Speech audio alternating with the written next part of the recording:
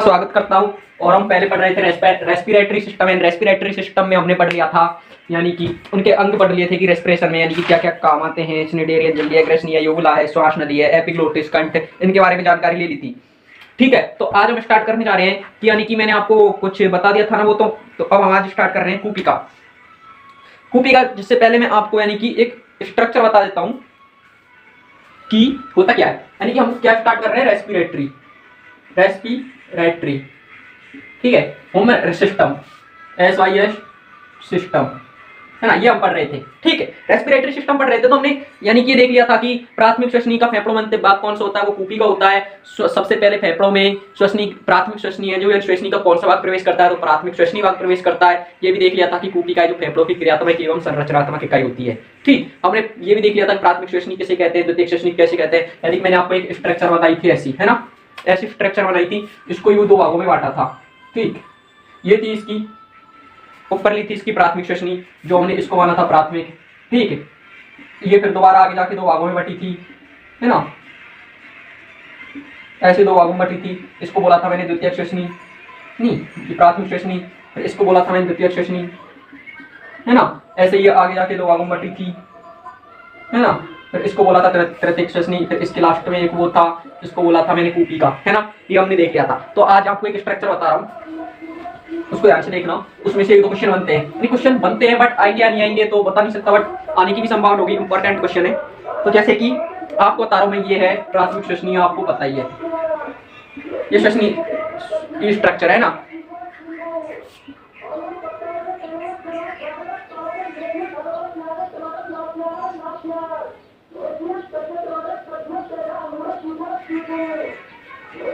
ये तो हमें पता है कि प्राथमिक श्वसनी, द्वितीयक श्वसनी और इसमें है कूपिका। ठीक, ये क्या बाकी हमें पता है। ठीक,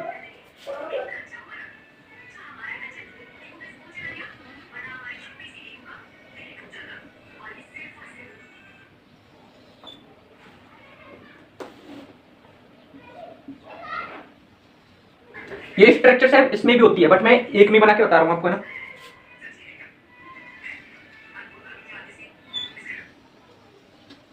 ये हमारे लंग्स, क्या लंग्स, ये राइट लंग्स है, आर से लिख रहा हूं, ये लेफ्ट लंग्स है। ठीक, यानी कि दाया बाया, आप जानते होंगे इंग्लिश हिंदी की दाया बाया।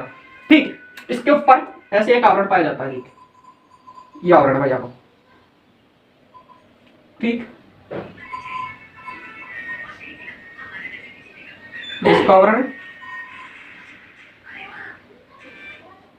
एक आवरण है।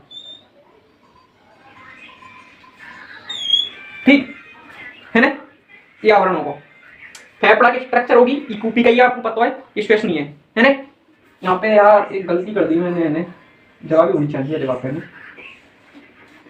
ठीक, चल कोई ना,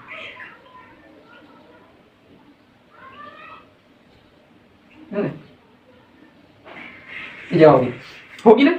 ठीक, तो ये तो है तीन भागों में बटो, एक दो और तीन, एक दो तीन। ठीक, मैं बोलूंगा आप लिख लीजिए, क्योंकि मैं आपको स्ट्रक्चर के माध्यम से समझाऊंगा, तो मैं बोलूंगा ही, आप लिखता रहिए। मैं आपको यानी कि मैं मार्कर में थोड़ी सी साइड डाल दीजिए, थोड़ा सही ढंग से लिखे।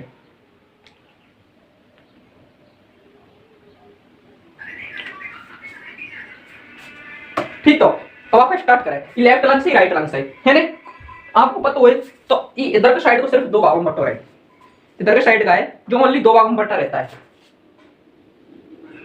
ठीक, ये पहला भाग, दूसरा भाग, है ना। अब मैं आपको बताऊं कि ई के अंदर तरल पाया गया है।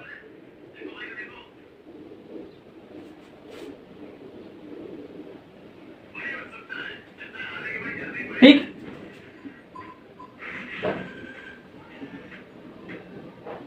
ये तरल होगा अंदर के पाया गया। ठीक, ये फेफड़ों को, है ना। तो आपसे पहला क्वेश्चन पूछ लिया कि प्लूरा कहीं से है, प्लूरा नाम है जी कहीं से। तो प्लूरा मैं आपको बता दूं, प्लूरा जो फेफड़ों के ऊपर एक आवरण पाया जाता है उसको प्लूरा कहते हैं। यानी कि ये आवरण है फेफड़ों के ऊपर पाया जाता है, ये इसको प्लूरा कहते हैं। क्या कहते हैं, प्लूरा। यानी कि पहला पॉइंट लिखो, स्ट्रक्चर बाद में बना लीजिए, चाहे पहले बना लीजिए, बाद में बना लीजिए, स्ट्रक्चर पहले लिखो। हेडिंग कच्चू मत डालो, तो यानी कि पॉइंट लगा के लिख लो, जिसे कैसे लिखा के लिखे। ठीक, ऐसा बना के लिख लो कि फेफड़ों के ऊपर एक आवरण पाया जाता है जिसे प्लूरा कहते हैं। ठीक है, क्या कहते हैं कि फेफड़ों के ऊपर एक आवरण पाया जाता है जिसे प्लूरा कहते हैं। ठीक, फिर दूसरी चीज ये होगी कहीं की लंग्स यानी फेफड़ों की सतह, है ना, कहीं होगी फेफड़ों की सतह। फेफड़ों की सतह होगी तो यानी कि फेफड़ों को पूरे माने आप जाने कोना को भी आइए वो आवरण है, प्लूरा आवरण है, इनके बीच में यानी फेफड़ा तथा प्लूरा आवरण है जिसके मध्य में एक तरल पाया जाता है। यानी कि फेफड़ों की सतह है बाहरी सतह, यानी कि फेफड़ों तथा प्लूरा के मध्य में एक तरल पाया जाता है जो ये तरल है। ठीक है, इसको बोलते हैं प्लूरल तरल। ठीक, प्लूरल तरल। ठीक, आपसे क्वेश्चन पूछे कि प्लूरा किसे कहते हैं, फेफड़ों के बाहरी आवरण को प्लूरा कहते हैं। ठीक, प्लूरल तरल किसे कहते हैं, फेफड़ों तथा प्लूरा के मध्य एक तरल पाया जाता है जिसे प्लूरल तरल कहते हैं। आपको पता है कि कूपी का जो फेफड़ों की क्रियात्मक संरचनात्मक इकाई होती है, नहीं लिखा तो अब लिख लो कि कूपी का फेफड़ों की संरचनात्मक एवं क्रियात्मक इकाई होती है। ठीक, नहीं लिखा है तो लिख लो, है ना। ठीक, पहली चीज।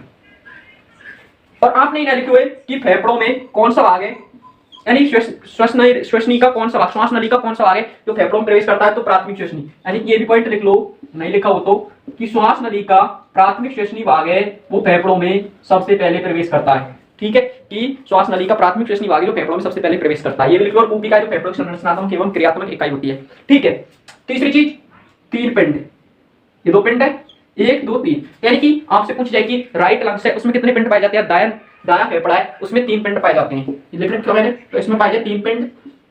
ठीक है, और इसमें पाए जाते 2 पिंड, यानी कि 2 भागों में विभाजित रहे। ठीक, लेफ्ट लंग 2 पिंडों में विभाजित रहता है, आप बढ़ा लेना। ठीक, ये होगा इसका। अब देखिए मैंने एक अवकाश बनाया हूं, ये बीच में खाली जगह है ना, ये बोले मीडियस्टीनम, मीडियस्टीनम। ठीक, ये अवकाश है जो कोले मीडियस्टीनम, जे में हृदय उपस्थित रह गए। ठीक, एक चीज राइट लंग्स को बदल रहे, राइट लंग्स को 625 ग्राम, लेफ्ट लंग्स को है 575 ग्राम। ठीक, 575 ग्राम ये स्ट्रक्चर बढ़ा लो, मैं आपको एक एक पॉइंट लिखा दूंगा। ठीक,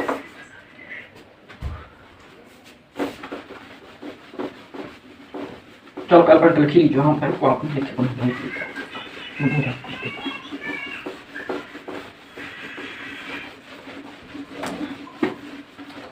ठीक है। तो पहला पॉइंट लिखो आपने, स्ट्रक्चर बनाइए कि, है ना, कि फेफड़ों में सबसे पहले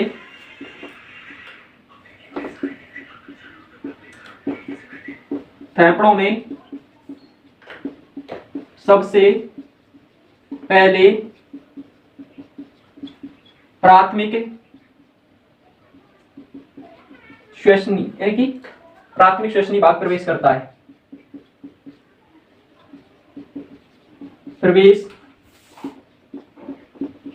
है, ठीक, सबसे पहले, यानी कि ई जवाब है, यानी कि मैं पूरा लिख दूं, पहले श्वास नली का प्राथमिक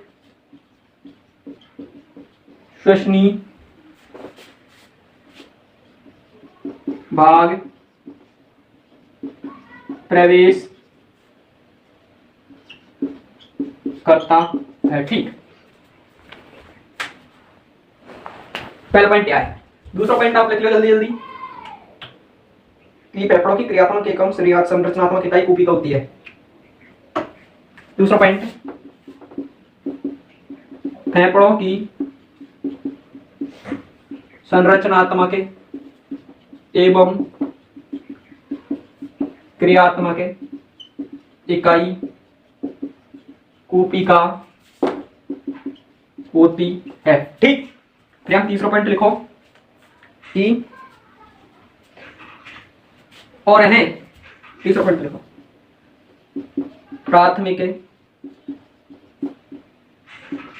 श्वसनी का फेफड़ों में अंतिम भाग कूपी का होती है। ठीक, नेक्स्ट पॉइंट लिखो कि दायां फेफड़ा 3 पिंड तथा बायां फेफड़ा 2 पिंड में बटा होता है। ठीक, नेक्स्ट पॉइंट लिखो, दाएं फेफड़े का वजन, फेफड़े का वजन 625 ग्राम और बाएं फेफड़े का वजन, फेफड़े का वजन 575 ग्राम। ठीक है, तो बताओ।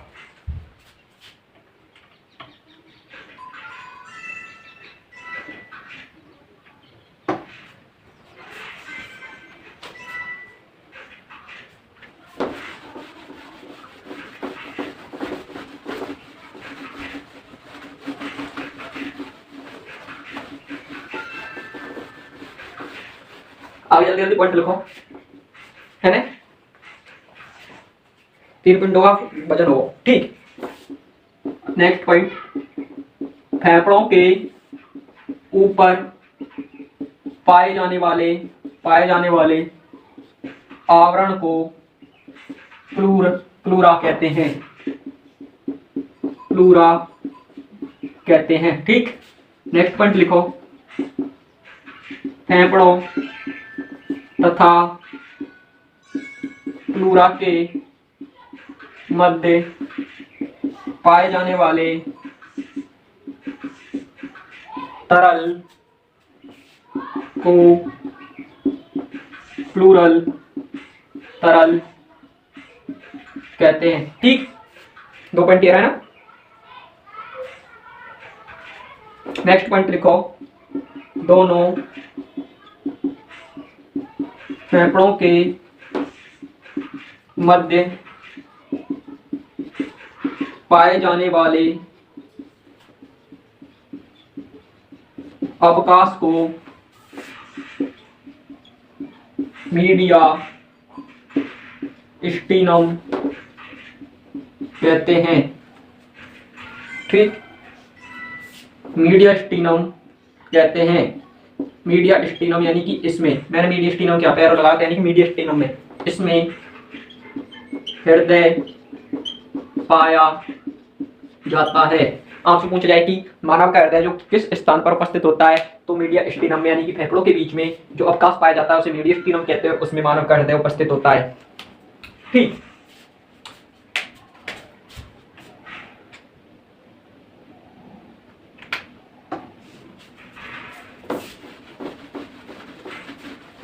वीडियो रोक कर लिखिए ना।